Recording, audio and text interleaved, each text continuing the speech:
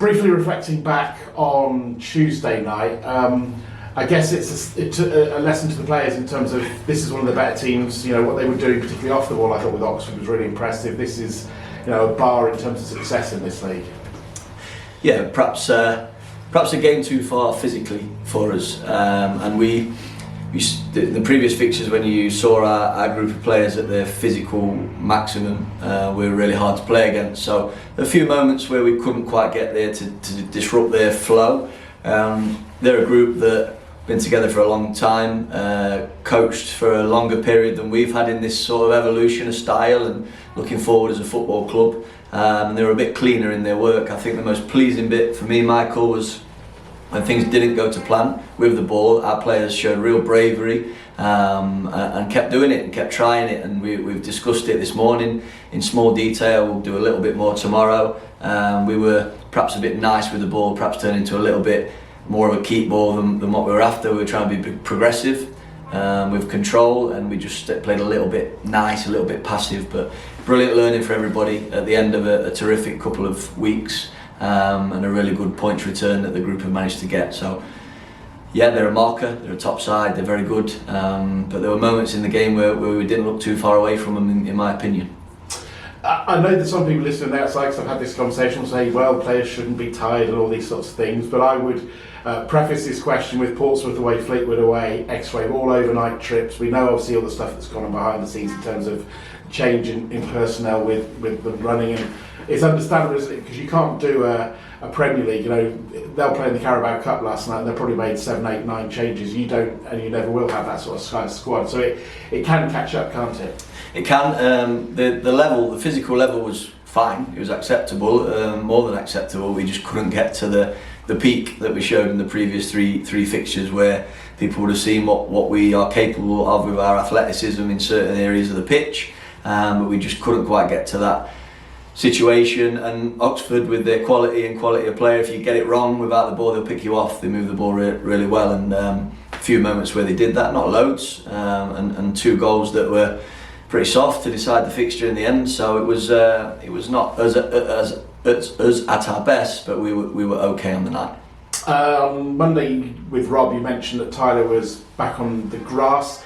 What does that mean in reality? How far off is he in being involved on a match day? A little bit away from that, but he's working with the medical team at the minute, so we're doing loads of work, hard work with them, getting him up to speed, building robustness, and then he will be dripped into the group sessions over time. Start with some non-contact stuff, and then really quickly we'll be in the mix of it. Knowing Tyler, he'll want to get straight into his finishing around the goal and his practice of that, so he'll have to be patient, we'll have to be patient. It's just a really important period for him and all of us that we manage that really well. We obviously want him available as quick as possible, but we've got to do it really professionally, patiently, and with the appropriate amount of work.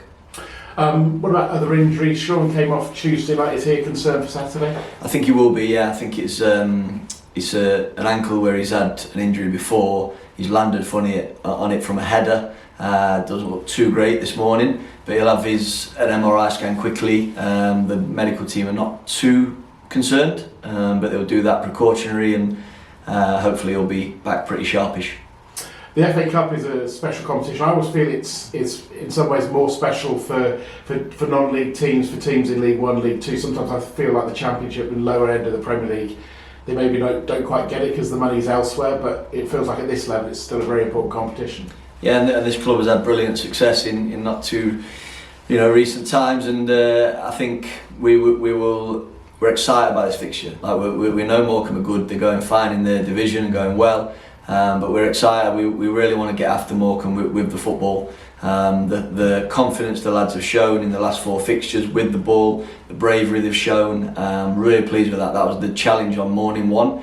It was trying to shift a bit of a mindset, gain a bit of confidence over time, and fair play to the group. They've gone really big with that and done really well with it.